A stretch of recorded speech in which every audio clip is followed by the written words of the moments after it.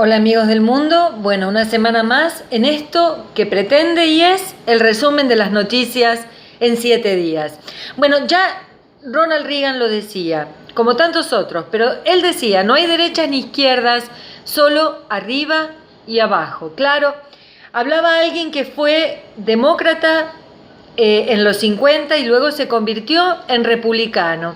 Incrementó el gasto bélico de Estados Unidos y contribuyó al colapso de la Unión Europea. Bueno, pero esta introducción sirve para decir que la historia, la verdadera historia, se escribe en bloques de hielo. Y hoy un republicano a rajatabla, Donald Trump, presidente electo de Estados Unidos, y muchos de sus amigos declaran a Putin, presidente ruso, como líder del mundo de la raza blanca, y se acercan a Taiwán para continuar negociando. Hoy el futuro presidente americano, que asumirá sus funciones el día 20 de enero ante las amenazas de ISIS, que promete que ese día será sangriento, pero eso es aparte. Bueno, el presidente, como digo, futuro, mantuvo una conversación telefónica con la presidenta Tsai Ing-wen de Taiwán. Sí, y es la primera conversación que se mantiene desde que Estados Unidos rompió relaciones con este país asiático en el año 1979. Lo hizo por exigencias de China, quien considera a Taiwán una provincia rebelde, quien ganó su independencia en 1949. Estados Unidos comercia con China, sí, definitivamente, pero le vende armas a Taiwán, o sea, un pandemonio. Pero claro, Donald Trump es ante todo un hombre de negocios y no dudará en pactar con todos para, como dice él, hacer América grande nuevamente. Como decía Carter y tantos otros, no hay izquierdas ni derechas, solo arriba, o sea, prosperidad, y abajo, o sea, pobreza. La realidad del planeta gira en torno a una nueva ideología, que no es nueva, claro, pero que divide al mundo. Y es la del nacionalismo, el populismo, el neonazismo. Y Vladimir Putin es visto como, presidente ruso, claro, es visto como una especie de caballero blanco, símbolo de la fuerza blanca, de la pureza racial, con valores cristianos. Esto, claro, visto desde la paranoia americana como la única solución a la amenaza islamista, y digo amenaza entre comillas, la inmigración y el debilitamiento de las élites. Sí, a todo esto le teme Estados Unidos. Claro está que estos sentimientos anclaron en una parte de la sociedad, dejando a otra al borde de la desesperanza. Y me refiero a la generación llamada Millennials, o sea, la generación también llamada Y, que nació a principios de los años 80 hasta más o menos el año 2000, y que se caracterizan por una vida que balancea mucho el trabajo y el placer, y tienen una conciencia social muy, muy aguda, muy afinada.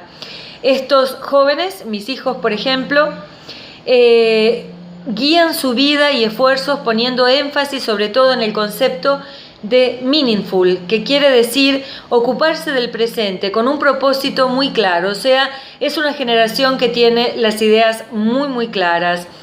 Caminando por New York, vi un grupo de gente defendiendo los valores de Putin y pensé que caminaba por San Petersburgo o Moscú, pero no, eso era de Estados Unidos, sobre todo luego de la victoria de Donald Trump como presidente republicano a la presidencia de Estados Unidos. En fin, me parece haber escuchado lejanamente esto de la raza blanca, de la supremacía blanca, cristiana. Eran conceptos que pensábamos que ya estaban fuera de moda, pero no. Han aparecido nuevamente personajes como aquellos que pertenecen a un grupo que nunca debió existir, pero que aún existe y que se llama Ku Klux Klan. Un tal ex abogado del grupo extremista, Sam Dixon, declaró ser partidario de la supremacía blanca y expresó que Putin es la bandera contra la invasión a Occidente. Hasta también hay en Alemania detractores, por supuesto, de Angela Merkel y su intención de incluir, y que expresan su admiración por Putin, diciendo que se necesitan líderes como él, que defiendan Europa como él lo hace con Rusia. En fin, son algunas ideas que no solo son noticias, sino que son noticias que guiarán el mundo en los próximos años. Qué lástima que la diversidad no sea un valor a defender absolutamente por todos los humanos. Bueno, ahora las noticias nos llevan a un pequeño país de solamente 2 millones de habitantes, y me refiero a Gambia, un país del oeste africano. Se llama oficialmente República Islamista de Gambia y no influye en el concepto de la orquesta mundial de las decisiones, pero por estos días ha destituido a su dictador, Jammeh, quien por 22 años subyugó a una población, como dije, de 2 millones de personas. El presidente electo, Adama Barrow, comenzó a liberar a prisioneros políticos. Bueno, esto es absolutamente un buen síntoma, aunque esta nación no sea parte del concierto mundial. 2 millones de personas que van a gozar de libertad de expresión son muchas. Para continuar, los nativos americanos de Dakota del Norte han ganado la batalla, pero no la guerra.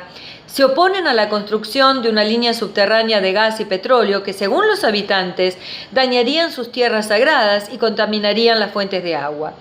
Los miles de personas que protestan hoy tendrán que volver a hacerlo, ya que solamente se suspendió el proyecto, pero no está ni en las intenciones del futuro presidente americano ni de la compañía constructora de desviar las líneas de gas y energía. En fin, progreso y valores, 2 términos que difícilmente llegan a buen acuerdo. Y para finalizar, si quieren viajar a Europa, bueno, podrán hacerlo. Ya el euro se cotiza a 1.06 de dólar y es una divisa que, según los analistas, de aquí a 6 meses o un año llegará a los 98 centavos de dólar. Esto no sucede desde el año 2000, hace muchos años, y claro, un euro barato beneficiará a Europa en cuanto a sus exportaciones, pero claro, perjudicará a los consumidores, quienes compren artículos importados, como por ejemplo la gasolina.